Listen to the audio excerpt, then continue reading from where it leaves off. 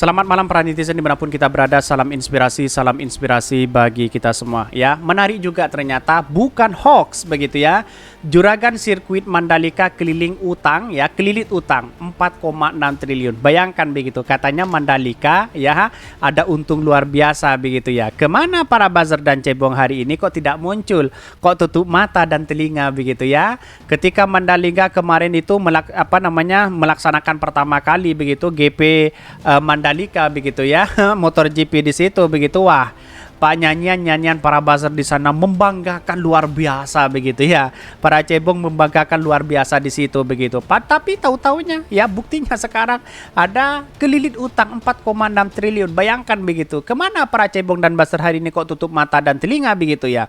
Ya karena narasi-narasi yang dibangun sudah tidak dipercaya lagi di masyarakat begitu. Apa alasannya begitu? Kalau sudah diungkap seperti ini, dan bahkan ya dari beritanya mengatakan tidak ingin lagi menjadi tuan rumah begitu ya, karena sudah ada kerugian besar begitu ya.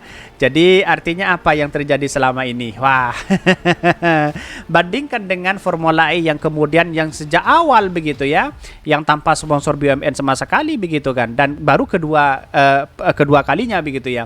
Tetapi di Mandalika jor-joran begitu kan, BUMN sana sini, pasti masih ada triliun utang begitu. Ini segera diaudit siapa mereka begitu ya, punya utang ke siapa dan sebagainya begitu ya. Tetapi mari kita baca terlebih dahulu komentar-komentar netizen seperti ini.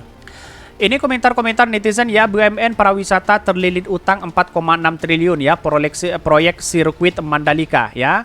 Kewajiban pembayaran jangka pendek short term 1,2 triliun. Bayangkan, kewajiban jangka panjang 3,4 triliun begitu ya. Antitesa Formula E. Nalarnya antitesa Formula E. Formula E untung, Mandalika rugi begitu kan. Kan begitu logikanya begitu kan.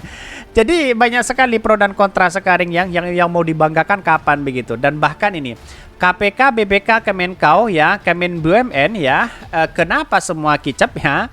Bah mingkem kerugian penyelenggara balap motor sirkuit Mandalika, WSBK rugi 100 miliar ya, MotoGP rugi 50 miliar. Nalarnya antitesa Formula E.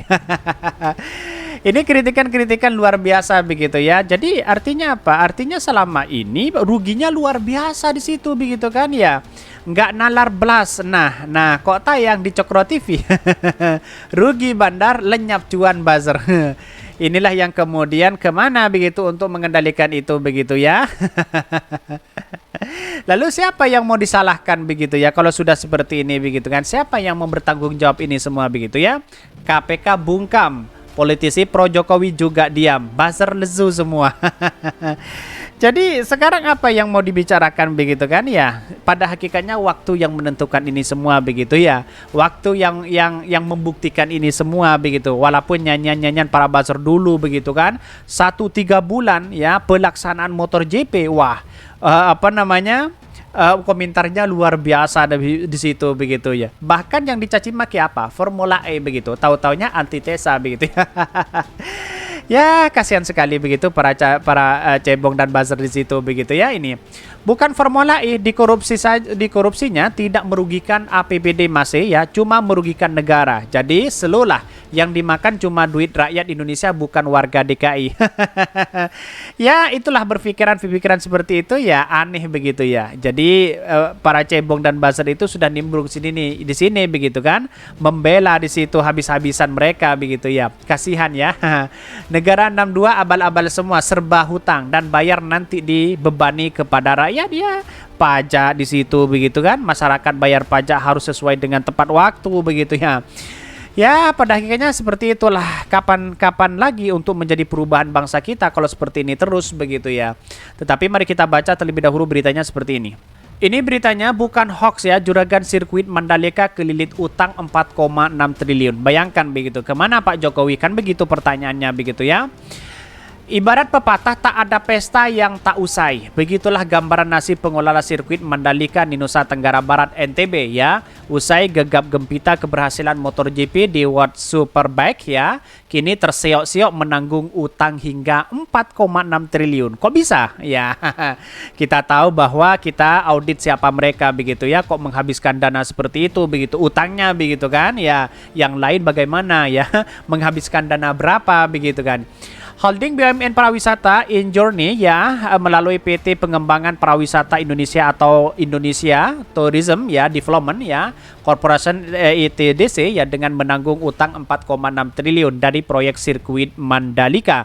Bahkan ya Direktur Utama Dirut Injourney Denny Oskaria menjelaskan utang tersebut terbagi dalam dua pembayaran ya, kewajiban pembayaran jangka pendek yaitu 1,2 triliun, belum lagi kewajiban jangka panjang 3,4 triliun. Dan bahkan kabarnya tidak mau menjadi tuan rumah lagi begitu. Ada ya karena sudah rugi seperti ini ngapain begitu kan ya. Jadi tuan rumah lagi begitu ya, lalu kemudian utangnya nambah lagi dan di situ begitu. Berbeda dengan Formula E saja begitu untungnya luar biasa tanpa sponsor BUMN pada waktu itu begitu. Ini terus terang saya tidak bisa selesaikan kewajiban yang short term ini ya, diantaranya untuk bayar pembangunan grandstand ya, VIP village ya, sama kebutuhan modal kerja saat penyelenggara event ya, kata Doni yang dikutip ya saat RDP dengan Komisi 6 DPR RI. Doni memaparkan satu-satunya untuk menyelesaikan kewajiban jangka pendek ini dirinya mengajukan penyertaan modal negara PNN ya sebesar 1,5 triliun untuk ITDC. Bahkan sedangkan kewajiban jangka panjang yang sebesar 3,4 triliun, Doni memaparkan sejumlah strategi. Pertama, pihaknya akan menghilangkan biaya-biaya, salah satunya dengan menghapus event World Superbike WSBK dari sirkuit Mandalika. Ini karena event tersebut memberikan kerugian hingga 100 miliar. Wow. Kacau begitu ya. Kacau sekali begitu ya. Kemana sekarang ini penanggung jawabnya begitu ya.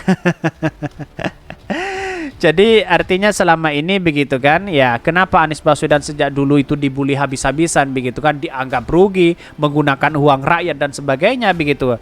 Ya Mandalika menggunakan uang rakyat begitu ya. Ya di mana letak logikanya? Di mana buzzer hari ini nyanyian-nyanyiannya begitu ya? Kok bungkam begitu ya? Katanya pro rakyat begitu ya.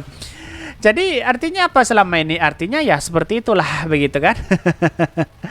Bahkan ini disebutkan ya, selain itu MGPA merupakan pengelola sirkuit Mandalika dan mengaktifkan sirkuit untuk ajang internasional lainnya yang lebih menguntungkan ya. Karena tidak menguntungkan ngapain juga begitu kan.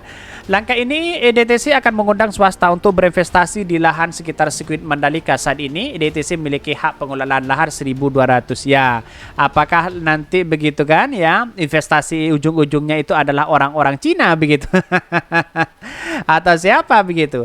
Hanya saja nanti presnya akan kita review terlebih dahulu karena saat ini presnya ditawarkan itu harganya 3 kali lipat lebih mahal dari ya kalau kita beli lahan di sana. Jadi tidak ada investor yang masuk katanya mencoba curhat ke DPR. Artinya apa selama ini? Ya ngapain aja mau investasi di situ begitu kalau ada kerugian besar hampir 4,6 triliun begitu ya. Ya pada ujung-ujungnya investasi di situ blunder begitu ya. Bahkan ini sirkuit Mandalika mulai dibangun 2019 ya. Pembangunan sirkuit Mandalika melibatkan arsitek asal Amerika Serikat ya. Populos ya. Sirkuit Mandalika diresmikan pada 12 November 2021 oleh Presiden Joko Widodo yang kemudian digunakan untuk World Superbike WSBK ya. Artinya sekarang ya tidak mau jadi tuan rumah, sia-sia dong begitu kan ya. Apa namanya sirkuitnya kan sudah sia-sia, ngapain begitu kan? Kalau sudah tidak dikelola ngapain? Siapa yang mau masuk di situ begitu ya, kecuali ya anak-anak lokal di situ begitu ya.